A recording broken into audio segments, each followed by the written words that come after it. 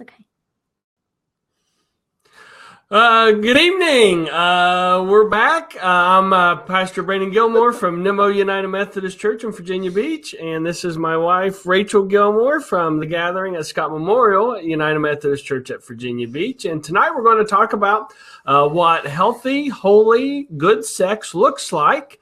And we want to include a trigger warning right here, a disclaimer at the very beginning, because if you've had some kind of traumatic event in your past, that has kept you from enjoying sex or connecting intimately with someone in healthy ways, then please pursue counseling to help you unpack and process that experience. We're not professionals to help you deal with that. We're not covering that tonight.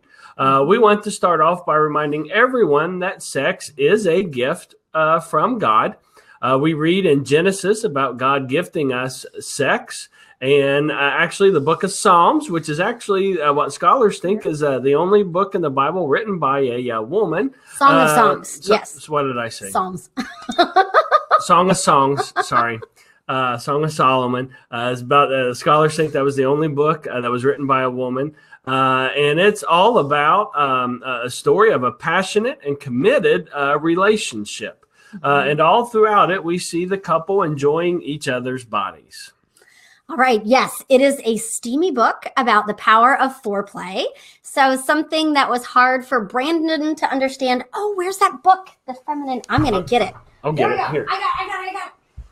We'll see. You can tell I'm not wearing my pajamas. Okay, so there is this book called The Female Brain that was amazing for Brandon and I to read. I went through and read it and like underlined things and put like big exclamation points if I'm like, yes, this is me. And then he went through and read it. And when he saw a lot of my exclamation points, he put like a frowny face like, oh no, man, seriously, that's what women are like. But this was really helpful to him because for women, sex is not something that we think about all the time, and it's not something we want all the time. So when Brandon is hoping to connect in that way, he has learned from this book that foreplay starts in the morning and is revisited throughout the day. Okay, so I'm going to read you just a few pages from this. It is so good. Okay. So it says female sexual turn on begins, ironically, with a brain turn off. The impulses can rush to the pleasure centers and trigger an orgasm only if the amygdala, the fear and anxiety center of the brain, has been deactivated. Ladies, we have to shut down permanently a part of our brain to truly enjoy it. And there's no switch, guys. No switch. So before the amygdala has been turned off, any last minute worry about work, about the kids, about schedules, about getting dinner on the table can interrupt the march towards orgasm. So that can account for why it takes, on average, women 3 to 10 times longer than men to reach an orgasm. So moving on to page 81, it says bad breath, too much slobber, a clumsy move with a knee, a hand, or a mouth. Any little thing can spring the female amygdala back into action, cutting sexual interest off at the pass. And one last section, I just love this one. Okay, it says, yay, I love it. When it comes to the brain, size does make a difference in the way men and women think about, respond to, and experience sex. Men quite literally have sex on their minds more than women do. They have double the brain space and processing power devoted to sex as females. Just as women have an 8-lane superhighway for processing emotion, while men have a small country road. Men have O'Hare Airport as a hub for processing thoughts about sex, whereas women have the airfield nearby that lands small and private planes. So that probably explains why 85% of 20 to 30-year-old males think about sex many times a day, and women think about it once a day, or up to 3 or 4 times on their most fertile days. This makes for interesting interactions between the sexes.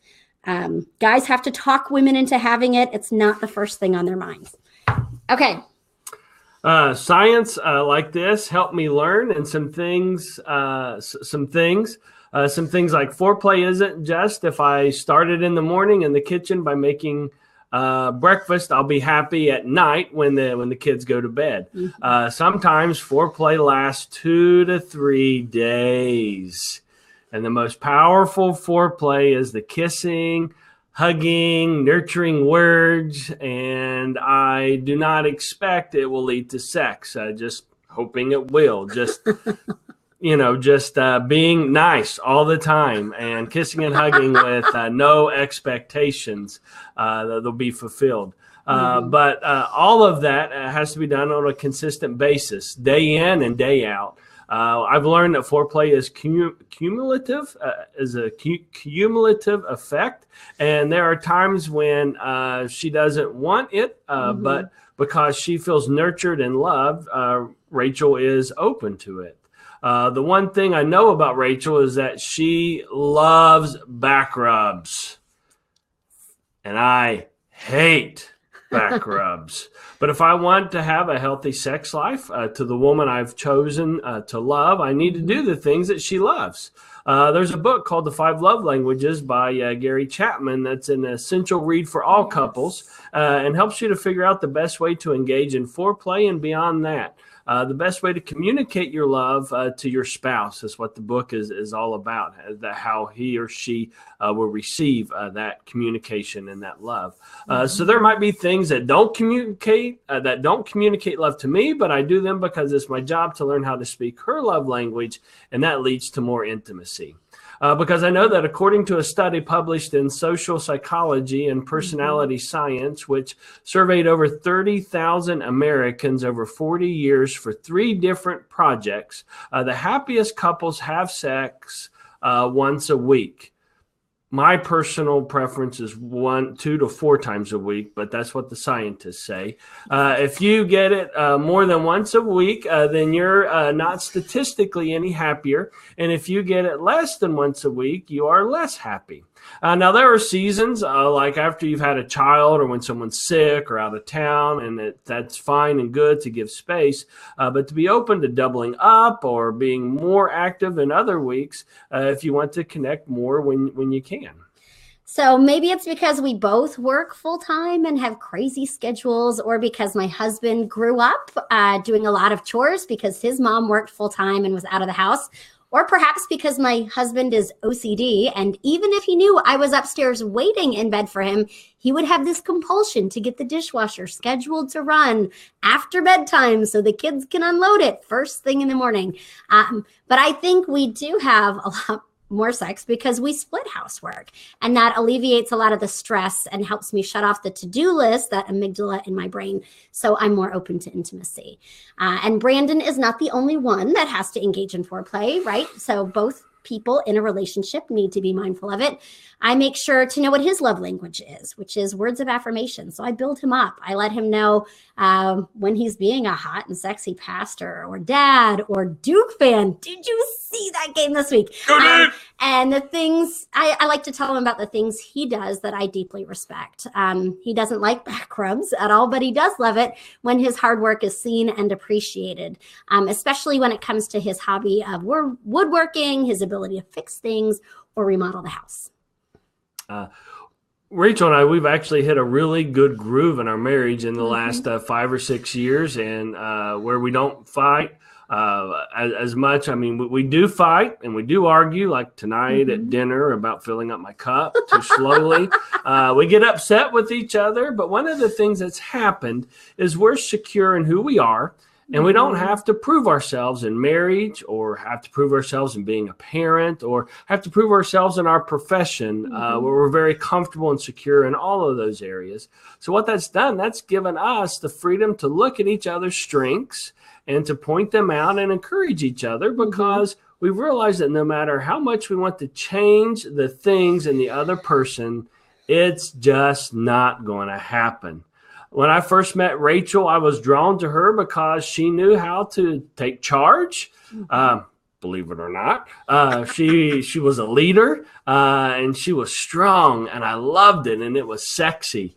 It didn't scare me to be attracted to a strong woman who could take charge. But when that strong personality started invading my workspace, and those opinions kept rolling, it could really push my buttons, even 19 years after meeting her. Similarly, I loved how Brandon was like this good old country boy. It was the first kind of country boy. Being a Navy brat, you don't really meet people from the hills, you meet people by the ocean. So he was trustworthy, strong, like a salt of the earth, reliable kind of guy. That was sexy to me. He was never a doormat. He knew how to bring out my strength in good ways without rolling over or giving up. But sometimes other aspects of his upbringing, like roughhousing with the kids or teasing or picking on people, really gets on my nerves. So actually, when we were dating, because see, when you marry someone, you can't expect to change. So I sat him down and I read scriptures about the power of positive affirmation. And I saw a huge difference between the amount of picking that he experienced growing up and how he really gives our son a noogie from time to time, or has Nerf gun wars and talks smack with our 7-year-old daughter. I've learned that it is not my place to change that in him, because it's not really causing harm to me or to others in any way. And I let it go most days. Most days I let it go. And Brandon makes sure to only play dodgeball tag inside of the house when I'm at work and not there to yell at him and the kids. It's those moments where I say, don't tell your mom. And they always tell, don't keep secrets from mommy. Go back. So, yes, that has helped us and helped our relationship together. So if you are wanting to have or are waiting to have great sex with your spouse until they are exactly the person you want them to be, then your private parts will shrivel up and die before your needs are met. I can guarantee it.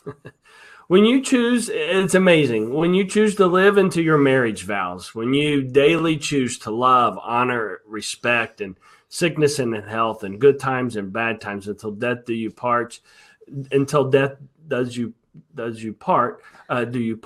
you become one body and soul, and it cements your marriage together. And that's when you have the greatest passion and the greatest sex. Song of Songs, chapter 2, verses 3 and 4 says, with great delight I sat in his shadow, and his fruit was sweet to my taste. He brought me to the banqueting house, and his intention toward me was love. When you knew that the person you are with loves you and is safe to delight in, you can have more delightful times together. Also, Song of Songs 6, 2-3 says, my beloved has gone down to his garden, to the beds of spices, to pasture his flock in the gardens, and to gather lilies. I am my beloved's, and my beloved is mine. He pastures his flock among the lilies. Gathering lilies is a passionate act, my friend. Yes. So I figured our hottest encounters would be on our honeymoon. But like Amanda Whitney just said, I totally agree, Amanda. It's now, right? Like after 16 years of marriage, after our bodies have changed with middle age and children and stress of life, that we have the best intimacy, because I'm more vulnerable. I've grown in my ability to trust this man that has stood beside me in good times and in bad. It's also important to remember, if you have young children, my favorite resource for all things marriage related is Dr. John Gottman. He's phenomenal.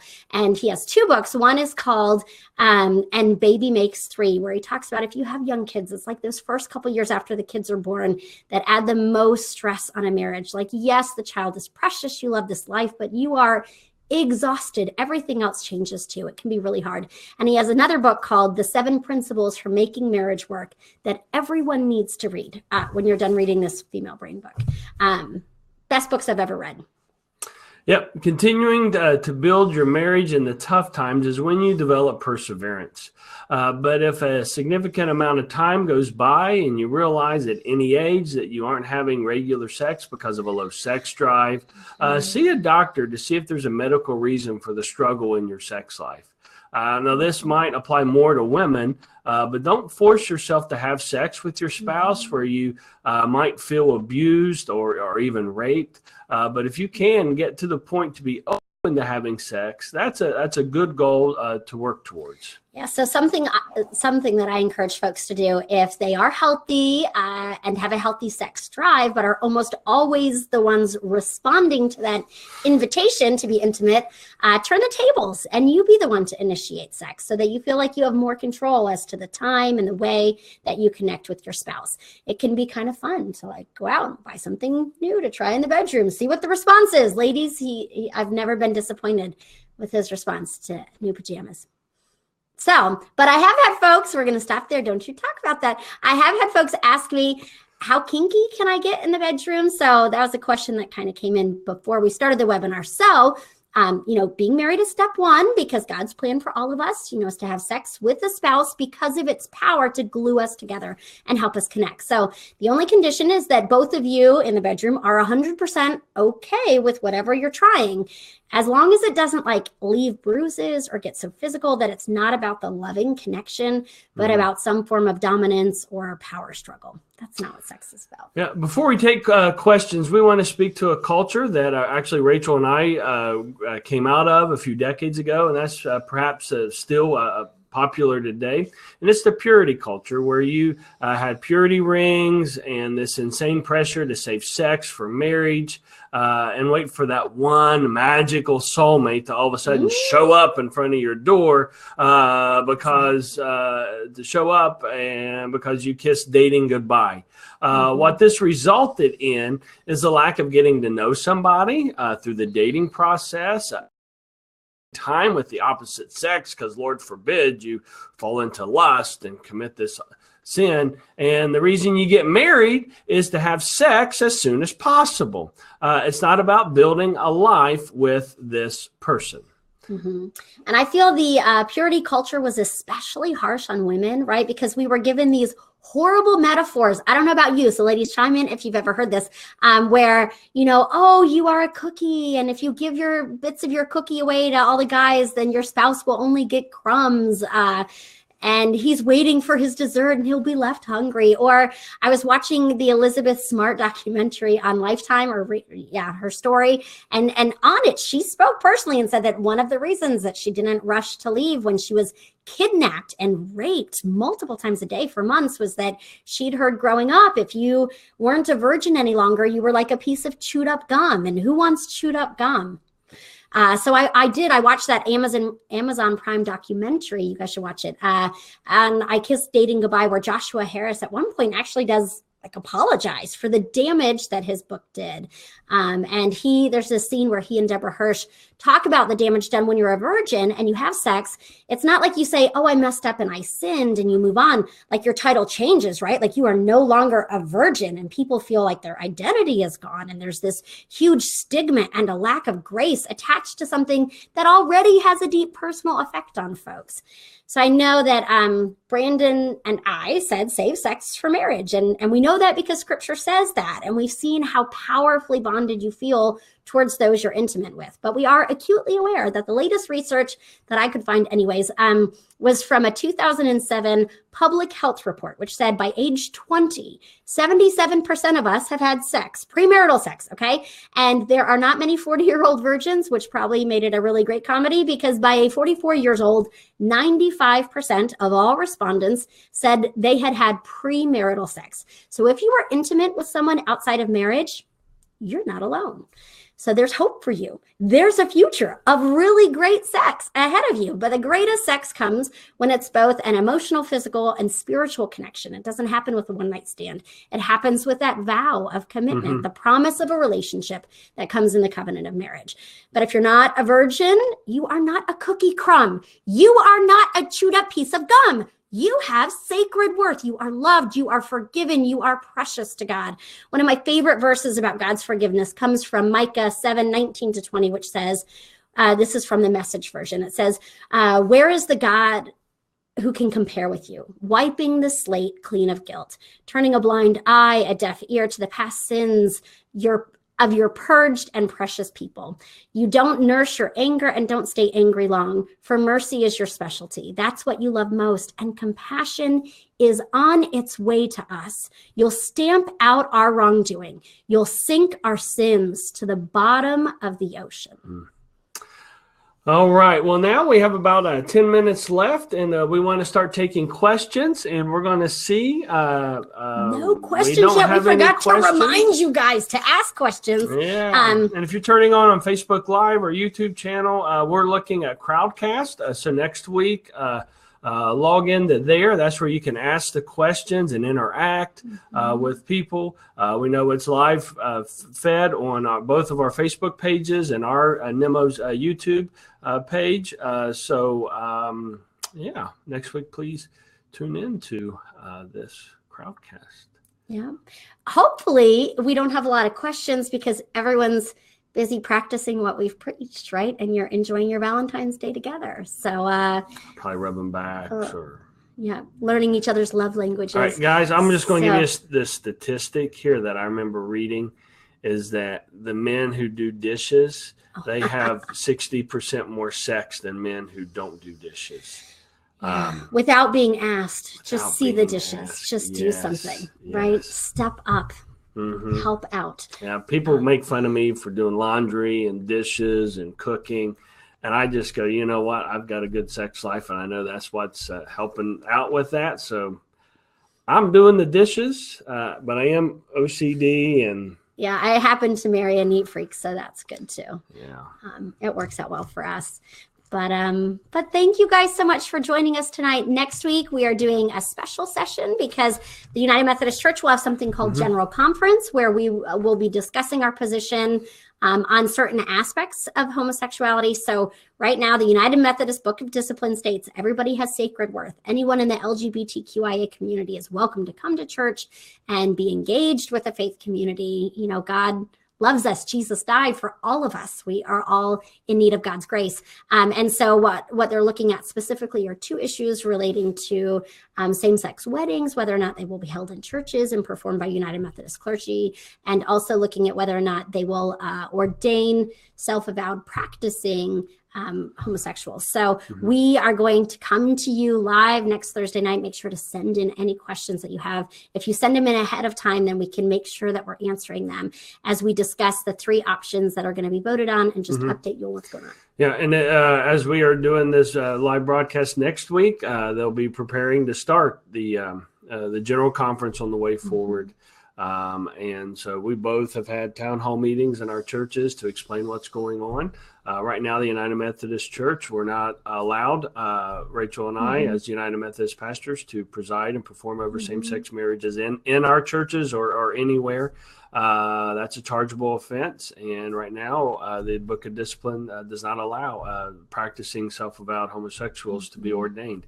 And so we are going to see if we're going to make a change to our Book of Discipline as United Methodists or how that's going to go. And we just invite you all to be in prayer for all United Methodists in this because we don't all agree on what is the best thing. And we all don't agree with what's the most faithful thing that God is calling us to do.